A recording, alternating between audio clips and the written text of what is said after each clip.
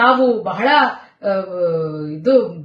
ಗೌರವ ಇದೆ ನನಗೆ RSS ಬಗ್ಗೆ ಅಂತ ಹೇಳಿ ತಾವು ನನ್ನ RSS ಟೋಪಿ ತೆಗೆದುಬಿಟ್ರು, ಹಂಗೆ ಅಂತ ಅವಮಾನ ಮಾಡ್ಬಿಟ್ರು ಅಂತ ಹೇಳ್ತಿದ್ದೀರಲ್ಲ, ನನಗೆ ಸತ್ಯವಾಗ್ಲೂ ನಗಬೇಕು ಅಳಬೇಕು ಗೊತ್ತಾಗ್ತಾ ಇಲ್ಲ.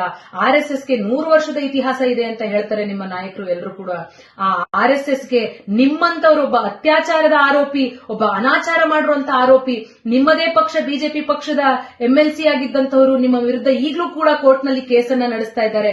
ನಿಮ್ಮಂತವರು RSS ವೇಷವನ್ನ ಧರಿಸುವಂತ ಪರಿಸ್ಥಿತಿ RSSಗೆ ಬಂದ್ಬಿಡ್ತಲ್ಲ ಅನ್ನೋ ಒಂದು ವಿಚಾರ ನನಗೆ ನಗಬೇಕು ಅಳಬೇಕು ಗೊತ್ತಾಗ್ತಾ ಇಲ್ಲ ರೀ. ನೀವು ರಾಜಕಾರಣ ಮಾಡ್ಬೇಕಾ? ನೇರ ರಾಜಕಾರಣ ಮಾಡಿ, ತಯಾರಿದ್ದೀನಿ ನಾನು. ನಿಮ್ಮ ಮುಂದೆ ಒಬ್ಬ ಹೆಣ್ಣು ಮಗಳು ರಾಜಕಾರಣದಲ್ಲಿ ಪ್ರತಿಸ್ಪರ್ಧಿಯಾಗಿ ನಿಂತಿದ್ದಾಳೆ ಅಂತ ಹೇಳಿ ನಿಮ್ಗೆ ತಡ್ಕೊಳಕ್ ಆಗ್ತಾ ಇಲ್ಲ ಅನ್ನೋದು ಬಹಳ ಸರಾಗವಾಗಿ ಎಲ್ರಿಗೂ ಕೂಡ ಗೊತ್ತಾಗ್ತಾ ಇದೆ. ನಿಮ್ಗೆ 1,25,000 ಮತಗಳನ್ನು ನೀಡಿದ್ರೆ ಇದೇ ರಾಜರಾಜೇಶ್ವರಿ ನಗರ ಕ್ಷೇತ್ರದಲ್ಲಿ 1,16,000 ಮತಗಳನ್ನ ಇದೇ ಹೆಣ್ಣು ಮಗಳಿಗೆ ನೀಡಿದಾರ್ರಿ. ನಮ್ಮನ್ನು ಒಂದು ಜನ ಕೇಳ್ತಾರೆ, ನಿಮಗೆ ಮತ ನೀಡಿದೀವಿ, ನಮ್ ಸಮಸ್ಯೆ ಇದೆ, ಪರಿಹಾರ ಮಾಡಿಸಿ ಅಂತ.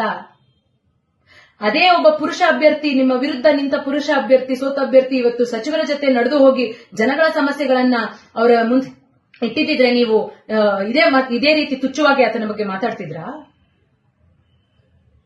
ನಿಮ್ಮಿಂದ ನಿರೀಕ್ಷೆ ಏನು ಮಾಡಕ್ ಸಾಧ್ಯ ಇಲ್ಲ ರೀ. ಆದ್ರೆ ಒಂದು ಮಾತು ಮಾತ್ರ ಹೇಳ್ತೀನಿ, ದಯಮಾಡಿ ಇದನ್ನ ಎಚ್ಚರಿಕೆ ಅಂತ ತಿಳ್ಕೊಳ್ಳಿ.